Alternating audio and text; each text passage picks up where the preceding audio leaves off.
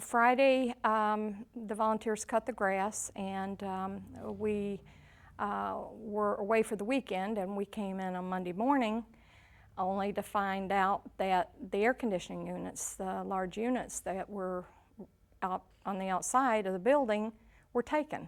Someone had taken them, and we've only had those units for 2 years, and so it was a shock. In 2011, we helped over 11,000 families, and like for our food banks and different functions that we have here in the building, we have a lot of people in here, 100, 200 people at a time.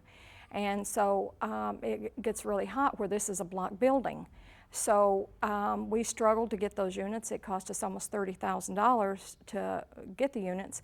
And through fundraising and different things, we finally got enough to do them. And it was a relief because you get that many people in this building, and it's quite hot. It's terrible for anyone to steal and take anything that doesn't belong to them. But to take from ministry, but that wasn't only it. They didn't just take from the ministry, they took from the families, because the families benefit as well. And you know, somewhere along the line, we're going to have to find the means to replace those air conditioners. So what do you tell the families? I'm sorry, we can't help you because we've been robbed. You know, you can't do that. And so it was devastation for us when we realized that someone had done something like that. We're hoping that someone will have compassion, they have the means, and can either donate units to us or donate towards the cause. And if so, they can either call the office here or the website or the email and help us. So we're praying that that's what happens.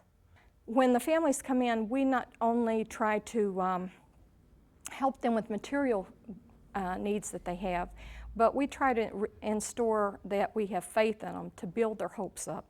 A lot of them are starting over. Their homes have burnt or domestic violence, and so they need a little bit of hope.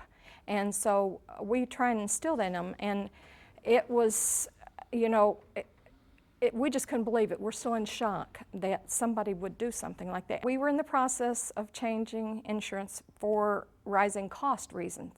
And so we had just changed insurance, and they had, he had sent us an email that the underwriters needed something. And this was on Friday.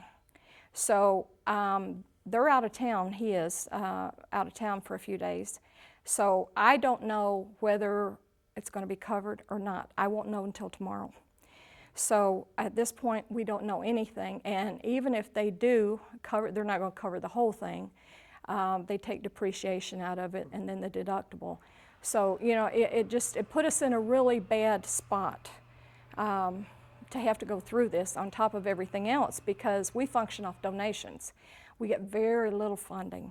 So, like I said, for the overhead here, we do good to keep that up.